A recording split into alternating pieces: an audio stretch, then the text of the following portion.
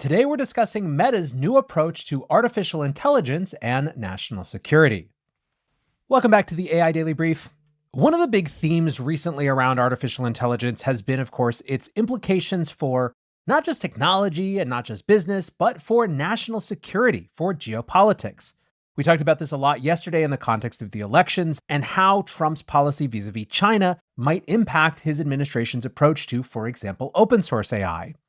Even before the elections, we also recently got the White House memo around AI and national security that made it very clear that American leadership in AI is a national security imperative. Basically, you have both the Democrats and the Republicans saying the same thing, which is that AI is integral to the future of American leadership in the world. And all of that kind of sets the scene for today's story, which is about Meta and how they are now ready for war. So what happened is that Meta has granted approval for their Llama models to be used by US government agencies and defense contractors. While the models are open source, until now they have had an acceptable use policy that bars them from being used on projects related to, quote, military, warfare, nuclear industries, and espionage.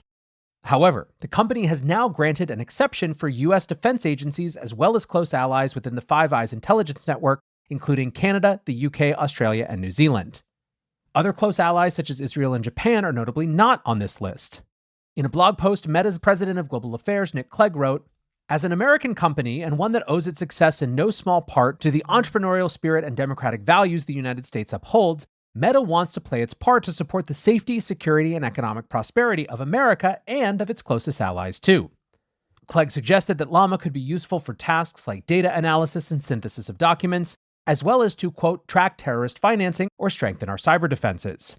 In a follow-up email, a spokesperson was vague on how defense agencies would actually use Llama, but said, "It is the responsibility of countries leveraging AI for national security to deploy AI ethically, responsibly, and in accordance with relevant international law." The announcement highlights how important the recent White House National Security Memorandum on AI was in allowing adoption for national security purposes. Among many other provisions, the memo provided the basic safeguards on how AI would be used. It specifically mentioned that AI would not be used to track American citizens' speech or given control of nuclear launch codes. More generally, the White House said AI must now be used in ways that, quote, do not align with democratic values. The memo also contained a lengthy classified section that presumably made more specific representations of how AI would and would not be used. For AI companies, the memo seemed to have calmed ethical and PR concerns about the use of AI in the military and intelligence services. OpenAI responded to the memo with a blog post which stated that the framework in that memo opens up the potential to support more national security work in the US and allied countries in a way that stays true to our mission. Of course, the worst nightmare for all of these AI labs is a headline that their technology was used to commit war crimes or accidentally launch a nuclear missile. And it seems like increasingly at the moment, the White House has done enough to put those fears, if not to rest, then certainly on the back burner. The other looming issue is AI adoption among America's adversaries. In his blog post, Clegg explicitly referred to this issue, writing, "We believe it is in both America and the wider democratic world's interest for American open source models to excel and succeed over models from China and elsewhere." Earlier this week, meanwhile, it was revealed that the People's Liberation Army and China are already making use of Llama. A June paper reviewed by Reuters explained how Chinese researchers had built a military intelligence chatbot called Chatbit using Meta's previous generation Llama 2 13B model.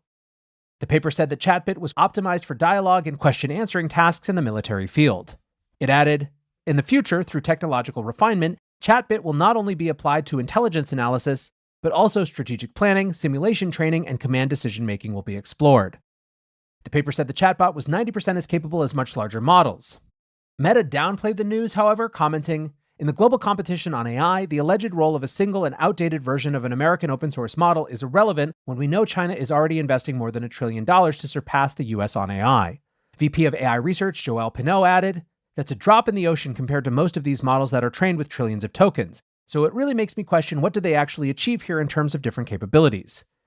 Still, the news was enough to cause alarm among analysts. Sunny Chung, a Chinese tech expert at the Jamestown Foundation, said, "It's the first time there has been substantial evidence that PLA military experts in China have been systematically researching and trying to leverage the power of open source LLMs, especially those of Meta, for military purposes." William Hannes, the lead analyst at Georgetown University's Center for Security and Emerging Technology, said, "Can you keep China out of the cookie jar? No, I don't see how you can. There's too much collaboration going on between China's best scientists and the US best AI scientists for them to be excluded from developments." So, to put it differently, with the Chinese military clearly willing to violate the acceptable use policy, one way to read Meta's actions is that they felt it was time to make an exception for US armed forces as well. Anyways, I would expect there to be a lot more around AI and national security strategy in the months to come. For now, though, that is going to do it for today's AI Daily Brief. Appreciate you listening or watching as always, and until next time, peace